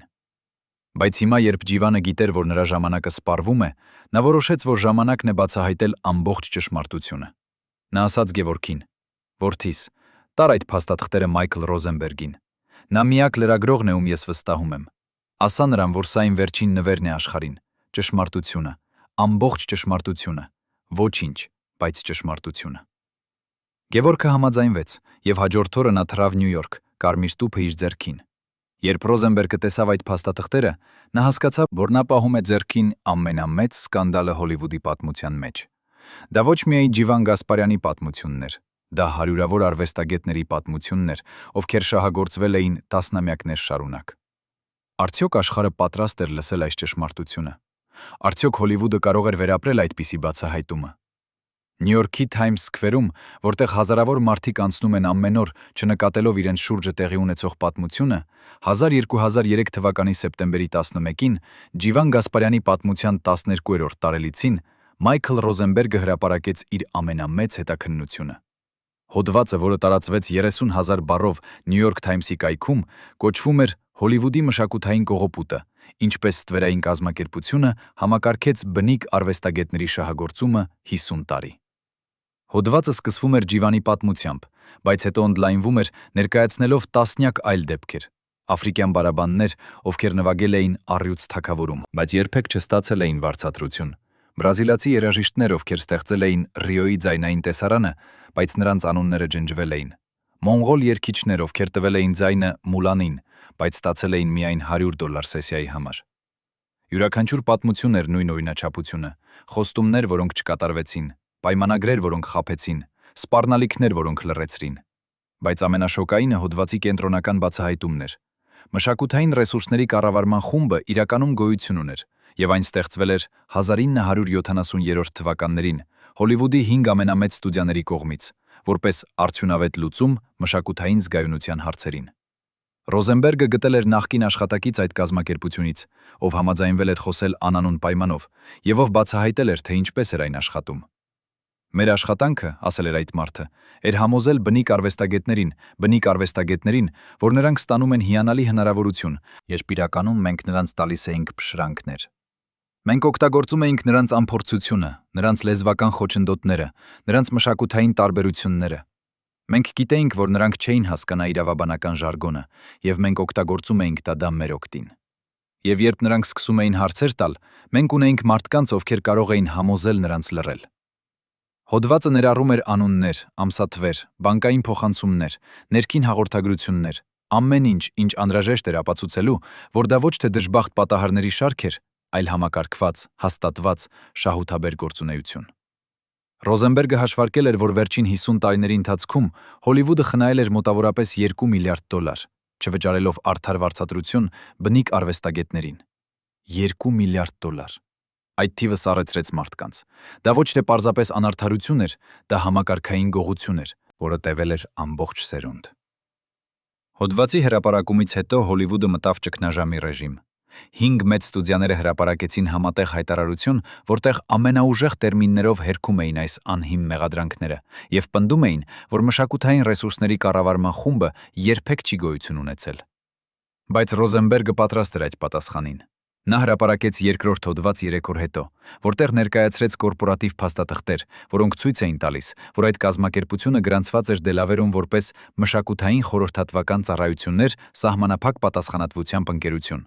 եւ որ այն ստացել էր տասնյակ միլիոններ $, այդ 5 ստուդիաներից խորհրդատվական վճարների տեսքով։ Նա նաև հրապարակեց լուսանկարներ խորհրդակցություննկար խորհրդակցություններից, որտեղ ստուդիաների ղեկավարները հանդիպում էին այդ կազմակերպության ներկայացուցիչների հետ։ Ապացույցները անհերքելի էին։ Սկանդալը պայթեց ամբողջ ուժով։ Ամերիկյան կոնգրեսը հայտարարեց անհապաղ լսումներ։ Արտարադատության նախարարությունը սկսեց քրեական հետաքննություն։ Մի քանի պետություններ սկսեցին իրենց սեփական հետաքննությունները հնարավոր հարկային խախտումների համար։ Բայց ամենակարևորը, արվեստագետները սկսեցին խոսել։ Հարյուրավոր բնիկ երաժիշտներ, երգիչներ, պարողներ, արհեստավորներ բոլորը սկսեցին պատմել իրենց պատմությունները։ Սոցիալական ցանցերը լցվեցին վկայություններով. #Hollywood stole my voice, #cultural theft, #justice for native artists։ Շարժումը դարձավ գլոբալ։ Մարդիկ Աֆրիկայից, Ասիայից, Լատինական Ամերիկայից, Օվկիանիայից բոլորը միավորվեցին պահանջելով արդարություն։ Հոլիվուդի ստուդիաները փորձեցին վնասը սահմանափակել։ Նրանք հեռացրին մի քանի բարձրաստիճան ղեկավարների, ովքեր պատասխանատու էին այդ անընդունելի պրակտիկայի համար։ Նրանք հայտարարեցին նոր քաղաքականություն, արդար վարձատրություն բոլոր ներդրողների համար։ Նրանք ստեղծեցին հատուկ հիմնադրամ $500 միլիոն փոխհատուցելու նախկին շահագործված արվեստագետներին։ Բայց շատերի համար դա չէր բավարար։ Ակտիվիստները պահանջում էին ամբողջական վերակազմակերպում ինդուստրիայի մեջ, անկախ վերահսկողություն, թափանցիկ պայմանագրեր, պարտադիր ներկայացուցչություն բնիկ արվեստագետների համար բանակցություններում։ Նրանք ուզում էին ոչ միայն ներողություն, այլև համակարգային փոփոխություն։ Ջիվան Գասպարյանը դիտում էր այս ամենը Երևանից։ Նրա առողջությունը դեռ թույլ էր, բայց նրա հոգին ուժեղ։ Երբ լրագրողները հարցրին նրան, թե ինչ է զգում տեսնելով այս շարժումը, նա ասաց. «Ես զգում եմ, որ իմ տառապանքը չէր ընդունակ։ Եթե իմ պատմությունը կարող է օգնել ուրիշներին, եթե այն կարող է փոխել համակարգը, ապա ամեն ինչ, ինչ ես անցա, արժեր դրան։ Բայց մենք չպետք է դադարենք այստեղ։ Մենք պետք է համոզվենք, որ այս փոփոխությունները իրական են, ոչ թե պարզապես հասարակայնության հետ կապերի արշավ»։ Այդ խոսքերը հիշեցրին բոլորին, որ պայքարը դեռ չի ավարտվել։ Արդյոք Հոլիվուդը իսկապես կփոխվի, թե սա կլինի ժամանակավոր ճգնաժամ, որից հետո ամեն ինչ կվերադառնա հին ճանապարհին։ Լոնդոնի Royal Albert Hall-ում, որտեղ նվագել են աշխարհի ամենամեծ երաժիշտները, 2004 թվականի մարտի 21-ին տեղի ունեցավ համերգ, որը մտավ պատմություն։ Բեմի կենտրոնում կանգնած էր Ջիվան Գասպարյանը, 76 տարեկան։ Նրա մարմինը թույլացած, բայց նրա ձեռքերը դեռ ուժեղ էին բավականաչափ պահելու դուդուկը։ Նրա կողքին կանգնած էր Հանս Ցիմերը, նստած իր սինթեզատորի մոտ, եւ նրա աչքերում կային արցունքներ, նույնիսկ մինչև համերգի սկիզբը։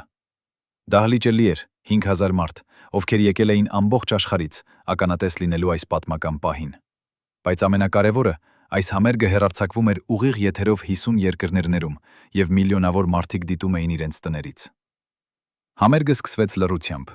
Ցիմերը կանգնեց եւ դիմեց լսարանին։ «Այսօր», ասաց նա, եւ նրա ձայնը դողում էր, «ես կանգնած եմ այստեղ ոչ թե որպես աստղ, ոչ թե որպես մրցանակակիր կոմպոզիտոր, այլ որպես մարդ, ով պարտական է ներողություն խնդրել։ 14 տարի առաջ ես աշխատեցի մի ֆիլմի վրա, որը դարձավ լեգենդ։ Բայց այդ ֆիլմի հոգին, այդ երաժշտության սիրտը ստեղծեց ոչ թե ես, այլ այս մարդը, Ջիվան Գասպարյանը։ Եվ ես թույլ տվեցի, որ նրա անունը ջնջվի, նրա ներդրումը թաքցվի, նրա արվեստը շահագործվի։ Ես ամաչում եմ դրանից ամեն օր իմ կյանքում։ Այսօր ես ուզում եմ ուղղել այդ սխալը ոչ միայն խոսքերով, այլև գործողություններով»։ Նա շրջվեց դեպի Ջիվանը եւ ասաց. «Պարոն Գասպարյան, ես հայտարարում եմ, որ սկսած այսօրվանից ես հրաժարվում եմ իմ բոլոր հեղինակային իրավունքներից գլադիատորի երաժշտության վրա ձեր օգտին։ Դուք եք իրական հեղինակը եւ աշխարհը պետք է իմանա դա»։ Դահլիճը պայթեց ծափահարություններով։ Մարդիկ կանգնեցին, նրանք լացում էին, նրանք գոռում էին Ջիվանի անունը։ Բայց Ջիվանը մնաց լուռ, նրա դեմքը անշարժ։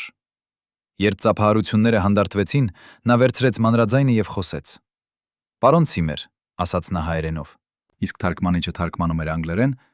«ես գնահատում եմ ձեր ազնվությունը եւ ձեր առաջարկը, բայց ես չեմ ընդունում ձեր հեղինակային իրավունքները, որովհետեւ գլադիատորի երաժշտությունը ոչ թե իմն է, ոչ թե ձերը։ Այն պատկանում է բոլոր այն արվեստագետներին, ովքեր ստեղծեցին այն։ Դուք, ես, Լիզա Ջերարդը, նվագախումբը, բոլորը։ Բայց ավելի կարևորը, այն պատկանում է մարդկանց, ովքեր լսեցին այն եւ զգացին ինչ-որ բան իրենց հոգում։ Արվեստը չի պատկանում արվեստագետներին, այն պատկանում է մարդկությանը»։ Այդ խոսքերը ցնցեցին բոլորին։ Դա ոչ թե վրեժխնդրության ելույթ էր, ոչ թե հաղթանակի հռետորաբանություն։ Դա իմաստության դաս էր, որը միայն մարդը, ով տառապել է եւ ներել է, կարող էր տալ։ Ցիմերը մոտեցավ Ջիվանին եւ գրկեց նրան, եւ երկու մարդիկ, մեկը արևմուտքից, մյուսը արևելքից, մեկը հայտնի, մյուսը մորոսը մոռացված, կանգնեցին միասին բեմի վրա, խորհրդանիշ հաշտության եւ փոխադարձ հարգանքի։ Հետո նրանք սկսեցին նվագել։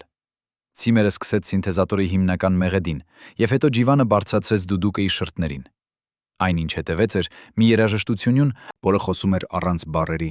ցավի մասին, կորստի մասին, հույսի մասին, ներողության մասին։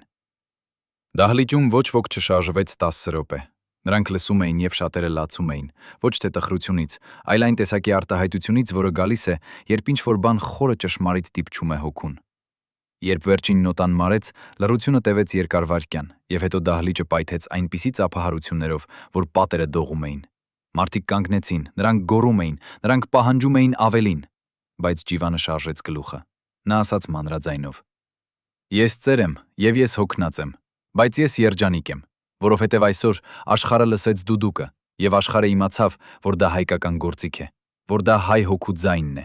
Դա ամեն ինչ է, ինչ ես երբևէ ուզել եմ»։ Համերգից հետո Ջիվանը տարվեց հետևի սենյակ, որտեղ նրան սպասում էին տասնյակ լրագրողներ, բայց նա խնդրեց միայն մեկ հարցազրույց՝ Մայքլ Ռոզենբերգի հետ։ Երբ նրանք նստեցին միասին, Ռոզենբերգը հարցրեց. «Պարոն Գասպարյան, դուք պայքարեցիք 14 տարի այս պահի համար։ Ինչպես եք զգում հիմա»։ Ջիվանը լռեց երկար, հետո ասաց. «Ես զգում եմ, որ իմ առաքելությունը ավարտված է։ Ես ցույց տվեցի աշխարհին, որ նույնիսկ ամենափոքր ձայնը կարող է լսվել, եթե այն խոսում է ճշմարտությամբ։ Ես ցույց տվեցի, որ արդարությունը հնարավոր է, նույնիսկ երբ դուք պայքարում եք ամենահզոր ուժերի դեմ։ Եվ ես ցույց տվեցի, որ ներողությունը ավելի ուժեղ է, քան վրեժխնդրությունը։ Հիմա ես կարող եմ հանգիստ գնալ, գիտենալով, որ ես թողեցի ինչ-որ բան արժեքավոր»։ Այդ խոսքերը եղան Ջիվան Գասպարյանի վերջին հրապարակային հայտարարությունը։ 2 ամիս հետո, 1204 թվականի մայիսի 14-ին, նա հանգիստ մեկնեց այս աշխարհից իր տանը Երևանում, շրջապատված իր ընտանիքով, իր դուդուկը նրա կողքին։ Նրա վերջին խոսքերը ըստ Գևորգի եղան. «Ասա աշխարհին, որ հայ դուդուկը երբեք չի լռի, քանի դեռ կա մեկը, ով հիշում է, քանի դեռ կա մեկը, ով նվագում է, մեր ձայնը կապրի»։ Եվ նա ճիշտ էր, որովհետև այսօր, տարիներ հետո, Ջիվան Գասպարյանի անունը հայտնի է ամբողջ աշխարհում։ Նրա պատմությունը դասավանդվում է համալսարաններում որպես օրինակ քաղաքացիական արդարության պայքարի։ Նրա երաժշտությունը նվագվում է համերգասրահներում, կինոթատրոններում, փողոցներում։ Եվ ամենակարևորը, նրա պայքարը փոխեց Հոլիվուդը։ Այսօր գոյություն ունեն նոր օրենքներ, որոնք պաշտպանում են բնիկ արվեստագետների իրավունքները։ Գոյություն ունեն անկախ կազմակերպություններ, որոնք վերահսկում են պայմանագրերը եւ ապահովում են արդար վարձատրություն։ Գոյություն ունեն կրթական ծրագրեր, որոնք սովորեցնում են երիտասարդ արվեստագետներին, թե ինչպես պաշտպանել իրենց իրավունքները։ Եվ գոյություն ունի Ջիվան Գասպարյանի հիմնադրամը, որը տրամադրում է իրավական օգնություն եւ ֆինանսական աջակցություն բնիկ արվեստագետներին, ովքեր պայքարում են շահագործման դեմ։ Այս ամենը Ջիվանի ժառանգությունն է։ Ոչ միայն նրա երաժշտությունը, այլև նրա քաջությունը, նրա համառությունը, նրա հավատը արդարության մեջ։ Բայց մի հարց մնում է. արդյոք Հոլիվուդը իսկապես փոխվել է, թե սա ժամանակավոր բարելավում է, որը կթուլանա, երբ սկանդալը մոռացվի։ Արդյոք կան դեռ արվեստագետներ, ովքեր լուր տառապում են, ովքեր վախենում են խոսել, ովքեր սպասքեր սպասում են իրենց Ջիվան Գասպարյանին պայքարելու իրենց համար։ Եվ ամենակարևորը, արդյոք մենք, որպես հասարակություն, որպես լսարան, որպես սպառողներ, պատրաստ ենք պահպանել այն փոփոխությունները, որոնք Ջիվանը պայքարեց ստանալու համար։ Թե մենք կթույլ տանք, որ համակարգը դանդաղորեն վերադառնա իր հին ճանապարհներին։ Ընկերներ, ինչպես եք վերաբերվում Ջիվան Գասպարյանին։ Արդյոք նա զոհ էր համակարգի, որը ստեղծված էր շահագործելու բնիկ արվեստագետներին, թե նա ինքը պետք է ավելի զգույշ լիներ, երբ ստորագրում էր այդ պայմանագիրը։ Արդյոք Հոլիվուդը իսկապես փոխվել է, թե սա միայն հասարակայնության հետ կապերի արշավ էր։ Եվ ամենակարևորը, հիշում են արդյոք նրան ձեր քաղաքում։ Պատմում են արդյոք նրա մասին երիտասարդ սերնդին։ Գրեք ձեր կարծիքը մեկնաբանություններում։ Մեզ համար կարևոր է իմանալ, թե արդյոք Ջիվան Գասպարյանի ժառանգությունը շարունակվում է ձեր սրտերում։ Եթե դուք հավատում եք, որ ճշմարտությունը պետք է պաշտպանվի, եթե դուք կարծում եք, որ բնիկ արվեստագետները արժանի են հարգանքի եւ արդար վարձատրության, դրեք լայք այս տեսանյութին եւ բաժանորդագրվեք մեր ալիքին։ Միասին մենք կարող ենք ապահովել, որ Ջիվանի պայքարը չմոռացվի եւ որ ոչ մի արվեստագետ այլևս չտառապի այնպես, ինչպես նա տառապեց։